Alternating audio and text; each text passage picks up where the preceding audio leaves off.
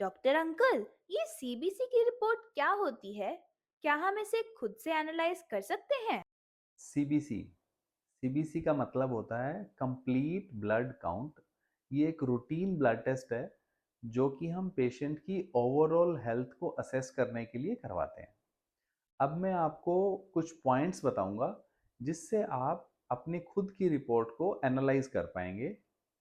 इसमें तीन main parameters होते हैं: एच बी, दूसरा डब्ल्यू बी सी, तीसरा प्लेटलेट्स। अगर आपका एच बी नॉर्मल वैल्यू से कम है तो सबसे पहले हम देखेंगे आपका रिपोर्ट के अंदर एम कितना है। एम मतलब मीन कॉर्पस्कुलर वॉल्यूम। अगर ये नॉर्मल वैल्यू से कम है, इट मीन्स आपको आयरन डेफिशिएंसी है। अगर आपका एम नॉर्मल रेंज से ज़्यादा हो गया है, इट मीन्स आपको विटामिन बी 12 डेफिशिएंसी है या फोलेट डेफिशिएंसी है। सीबीसी का दूसरा पैरामीटर होता है डब्ल्यूबीसी। डब्ल्यूबीसी मतलब होता है वाइट ब्लड सेल्स, मतलब श्वेत रक्त कणिकाएं। ये हमारी बॉडी का एक प्रोटेक्टिव मैकेनिज्म है। डब्ल्यूबीसी कम होती हैं, जैसे कभी भी आपको वायरल फीवर हो गया या डेंगी हो गया या कभी भी कोई बोन मैरो की कोई डिजीज होती है, तो डब्ल्यूबीसी नॉर्मल वैल्यू से कम हो जाते हैं। डब्ल्यूबीसी बढ़ते कब है? जब आपकी बॉडी में कोई इन्फेक्शन हो जाता है या आपकी बॉडी में कोई इन्फ्लामेटरी पैथोलॉजी हो जाती है, तो ये नॉर्मल वैल्यू से बढ़ जाते हैं। डब्ल्यूबीसी की नॉर्मल रेंज होती है 4000 से 10,000।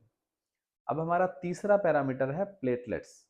प्लेटलेट्स हमारी बॉडी में बहुत इंपॉर्टेंट पार्ट प्ले करता है। अगर प्लेटलेट्स घट जाते हैं तो हमारी बॉडी से कहीं से भी ब्लीडिंग हो सकती है।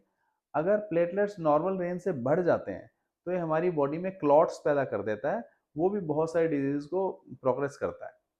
अब प्लेटलेट्स घटते कब कब हैं? अगर आपकी रिपोर्ट्स में प्लेटलेट्स कम आए हैं तो उनका कारण हो सकता है कोई वायरल फीवर है या कोई डेंगी है, मलेरिया है, या कुछ अल्कोहलिक्स पेशेंट होते हैं जो बहुत ज़्यादा अल्कोहल लेते हैं, उनकी रिपोर्ट में भी हमेशा प्लेटलेट्स कम आते हैं। या कोई बोन मैरो डिजीज है, उसके अंदर भी प्लेटलेट्स कम पाए जाते हैं। अब प्लेटलेट्स बढ़ते किस किस में हैं? प्लेटलेट्स बढ़ जाते हैं इन्फेक्शन के अंदर, या आपकी बॉडी के अंदर कहीं कोई इन्फ्लामेटरी पैथोलॉजी चल रही है तो भी बढ़ जाते हैं।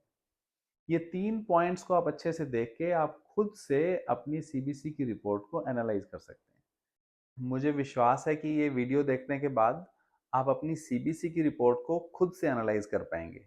अगर आपको ये वीडियो अच्छा लगता है तो खूब सारे लाइक्स देकर खूब सारा प्यार दें, ताकि हम आपके लिए आगे भी L F T, K F T, lipid profile, thyroid, इन सब के ऊपर वीडियो बनाएं, ताकि आप इन सब की रिपोर्ट को भी खुद से घर में एनालाइज कर पाएं कि क्या दिक्कत है।